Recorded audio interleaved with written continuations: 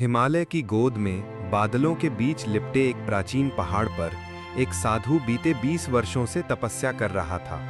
नाम किसी को मालूम न था, बस लोग उसे गिरिराज बाबा कहते थे। चारों तरफ सिर्फ देवदार के ऊंचे ऊंचे पेड़, बर्फ की ठंडी खुशबू और कहीं दूर से आती बर्फ पिघलने की सरसराहट। गांव वाले महीने में एक बार चढ़कर उसके लिए आटा, चावल और कुछ सूखी लकड़ियां रख जाते। बाकी वक्त बाबा एक छोटी सी गुफा में ध्यान में लीन रहते। इन 20 सालों में उनका मन पूरी तरह सांसारिक मोह से मुक्त हो चुका था, या फिर उन्हें ऐसा लगता था। वो मानते थे कि अब कोई भी चीज उन्हें विचलित नहीं कर सकती।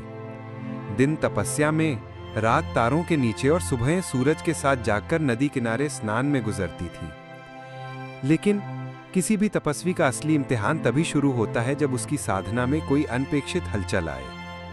उस दिन आसमान में काले बादल थे, हवा ठंडी थी और पहाड़ों में तूफान आने से पहले जैसी बेचैनी फैली हुई थी। बाबा गुफा के बाहर बैठकर अपने जपमाला के मनकों को धीरे धीरे फेर रहे थे।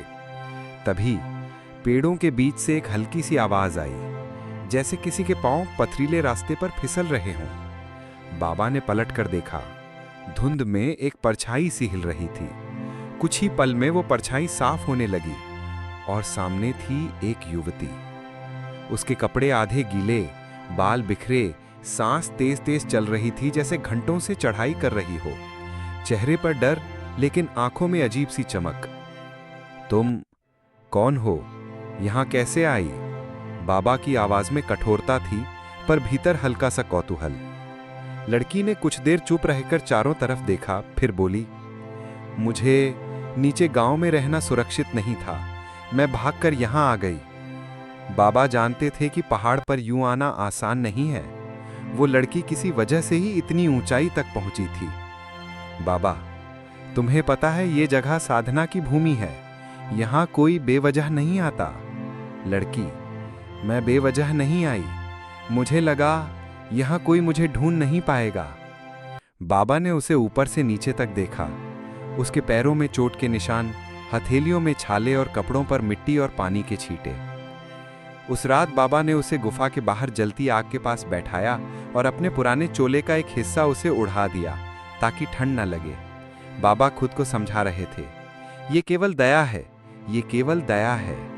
लेकिन जब आग की रोशनी में उन्होंने उस लड़की का चेहरा देखा तो 20 साल पुराना भूला हुआ मनुष्य भाव धीरे धीरे जागने लगा।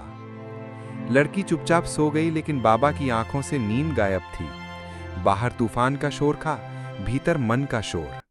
वो खुद से सवाल कर रहे थे, क्या मैं अभी भी उतना ही अडिग हूं जितना सोचता था?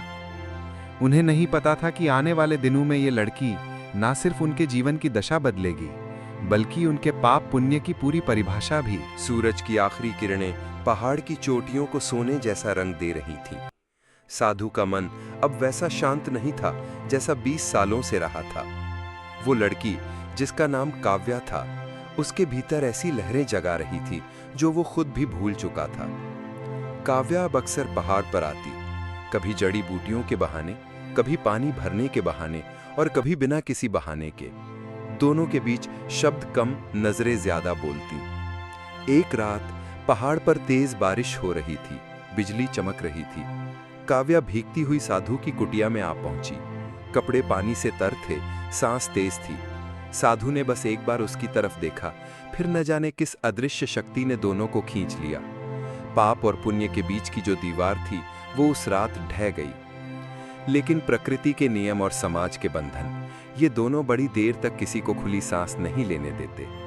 काव्या की अनुपस्थिति और साधु के साथ उसका जुड़ाव धीरे धीरे लोगों की नजर में आने लगा। पहले फुसफुसाहट हुई, फिर आरोप लगे, वो साधु तो नकली निकला, उसने हमारी बेटी को फंसा लिया। काव्या के घर वालों ने उसे बंद कर दिया, लेकिन प्यार की लौ बंद कमरों में भी बुझती नहीं, और ना ही पहाड़ों की हवा उसे रोक सकती है। एक रात काव्या ने खिड़की तोड़ी और भाग निकली। वो सीधी साधु की कुटिया पहुंची। साधु ने बिना कुछ पूछे उसका हाथ थाम लिया और दोनों जंगल की तरफ निकल पड़े। दिन रात बदलते रहे, मौसम बदले, लेकिन उनका प्रेम और गहरा होता गया। साधु अब साधना कम और काव्या को ज्यादा समय देने लगा।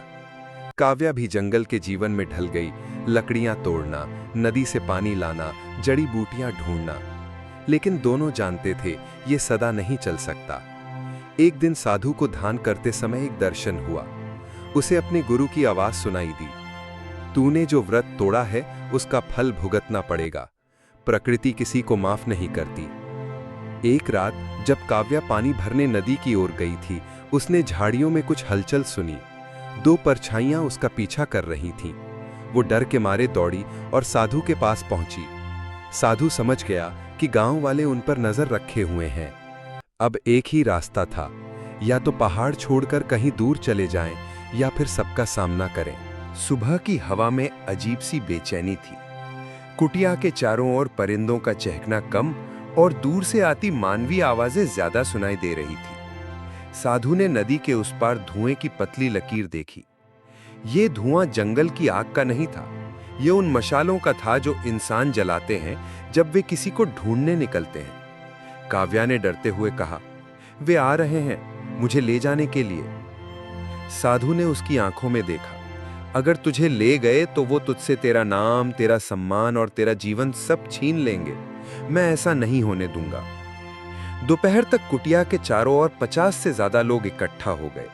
हाथों में लाठियां, मशाले और मुंह पर वही पुरानी नफरत। गांव का मुखिया आगे बढ़ा, साधु तूने हमारे धर्म का अपमान किया है, इस लड़की को अभी हमारे हवाले कर। साधु ने शांत स्वर में कहा, यह अब तुम्हारी नहीं मेरी है और मैं इसे तुम्हारे हवाले नहीं करूंगा। गुस्से में एक जवान ने लाठी उठाई, लेकिन साधु ने उसका हाथ पकड़ लिया। उस पकड़ में वर्षों की तपस्या और पहाड़ी शक्ति थी। जवान चीख था। भीड़ में हलचल मच गई। साधु जानता था कि भीड़ को हमेशा के लिए रोकना नामुमकिन है।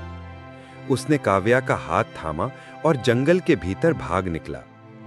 कांटेदार झाड़ियों ने उनके कपड़े फाड़ दिए, पैरों में खून भराया, लेकिन दोनों रुके नहीं। रात गहरी थी, आसमान में चांद बादलों में छिपा हुआ था। एक ऊंची चट्टान के किनारे पहुंचकर दोनों ने रुकने का साहस किया। पीछे से मशालों की रोशनी पास आती दिख रही थी। काव्या की सांसें टूट रही थी। हम बच नहीं पाएंगे, अगर पकड़े गए तो? साधु ने उसके होठों पर उंगली रखी, तो हम पकड़े ही नहीं जाएंगे। साधु ने नीचे गहरी खाई में बहती नदी की तरफ देखा। तेज बहाव, काले पानी का गर्जन। ये हमें निगल लेगी, लेकिन किसी के हाथ में नहीं देगी। काव्या ने एक पल उसकी आंखों में देखा और बिना सवाल किए उसका हाथ और कसकर पकड़ लिया। साधु ने फुसफुसाया, अगले जन्म में हम बिना डर के मिलेंगे। और दोनों ने एक साथ छलांग लगा दी। सुबह गांव वालों ने नदी किनारे सिर्फ काव्या का दुपट्टा पाया। किसी ने कहा दोनों मर गए, किसी ने कहा नदी उन्हें अपने साथ कहीं दूर ले गई। लेकिन पहाड़ के बूढ़े लोग अब भी मानते हैं, बरसात की रातों में जब नदी उफान पर होती है तो उसकी आवाज में किसी स्त्री की हंसी और किसी पुरुष का मंत्रोच्चार एक साथ सुनाई देता है। ठंडी काली नदी, लहरें ऐसे गरज रही थीं जैसे पहाड़ के देवता खुद क्रोधित हों। साधु और काव्या का शरीर पानी के भीतर डूब गया, पर दोनों के हाथ अब भी कसकर एक दूसरे में जकड़े थे।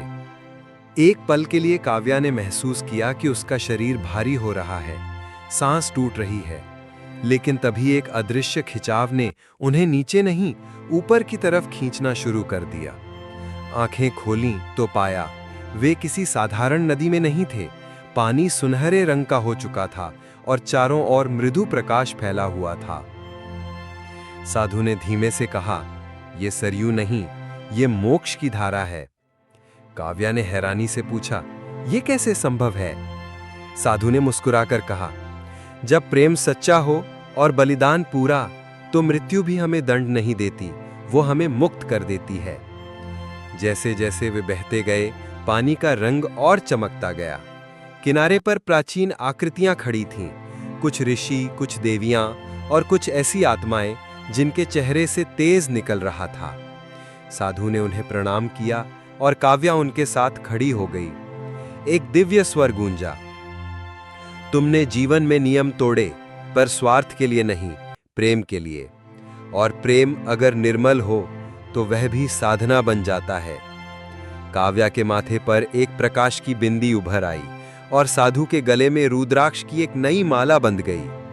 देवताओं ने कहा, तुम दोनों का ये जीवन समाप्त, पर प्रेम अमर रहेगा।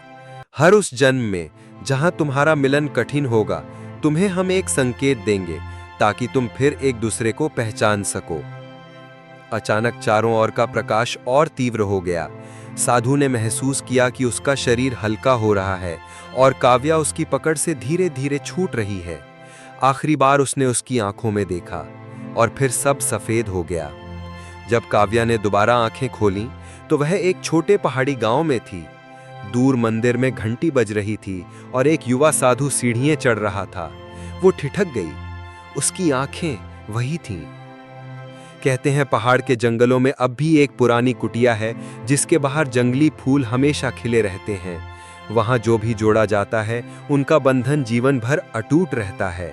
गांव के बुजुर्ग कहते हैं ये काव्या और उस साधु का आशीर्वाद है जिनका प्रेम मृत्यु से भी बड़ा था। अगर ये कहानी अच्छी लगी हो तो इसे लाइक कर दें और चैनल को भी सब्सक्राइब कर लें। मिलते हैं अगली स्टोरी में।